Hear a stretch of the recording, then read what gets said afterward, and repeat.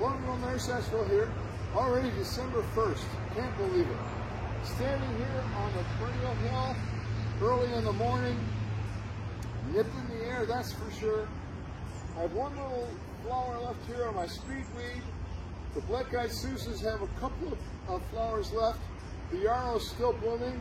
And I'm really surprised at the hardiness of this nicotine plant. I'm going to plant some more of those next year if they don't reseed themselves. But boy, it was great getting together for Thanksgiving. The yellow yarrow that I got earlier this fall is still blooming. Still have some echinacea blooming. And this, whatever this is, still blooming. Well, the Shasta daisies here are looking kind of sad. I think I'll nip the tops off of those. I went up to the woods, a couple weeks ago and got those foxgloves. I'm sure looking forward to seeing those next fall. One of my favorite plants. This sage I'm going to pull up, but it's reseeded itself in several different places. Still have some of those blooms on the yarrow. It's a real pretty mix over here. All the strawberries are covered up. Wheelbarrow full of manure on this bed. I'm going to plant it, put black plastic over it as well. I had some great lettuce plants going in here until the cats dug in it. Never did get the glass on here. I'm not sure I will now with my new tunnel. The tunnel did have a rip in it here. I'm going to try to tape that back together. But right now there's a lot of condensation on it. I'll open up one panel here. As you can see inside here, it's 34 degrees, 99% humidity. Got radishes, carrots, spinach. What is that?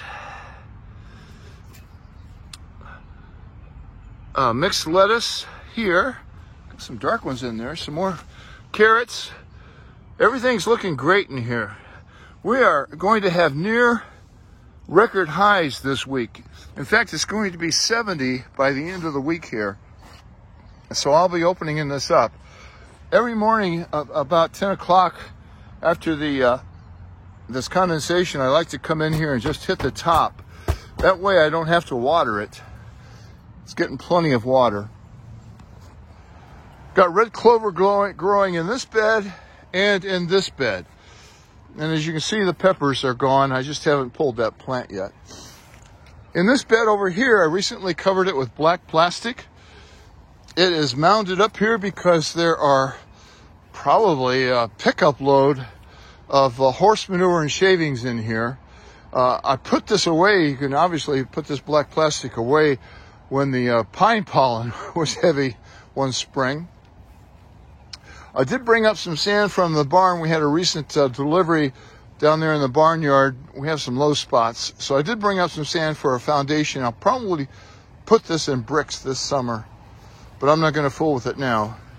I will need to replace some of this pine next spring, but I'm not going to do it until the spring. It's lasted, I'll have to look it up. I think this is its second year. The really small ones are the ones that rotted first. I have a bronze funnel in here. I love growing funnel and just walking by it. Short story with that. When I was growing up, when my dad would take me fishing, he had this little bottle of, I didn't know what it was at the time, but he would often put it on the worms and it smelled just like licorice. And he said it got rid of the human scent. And every time I brushed that funnel plant, that memory flushes back to me. There are some fish in here, but you're not going to see them today. Over here, the leaf guard's doing its job. So is the aerator. As you can see, the parrot feather is still doing well. Up there, I did plant some blanket flowers, and under that are some bulbs I got from Lowe's. Finally got some daffodil bulbs on sale, and my youngest granddaughter helped me plant those. So that's it. That's all. Not a lot to report here. See you again in a couple weeks. Thanks for watching.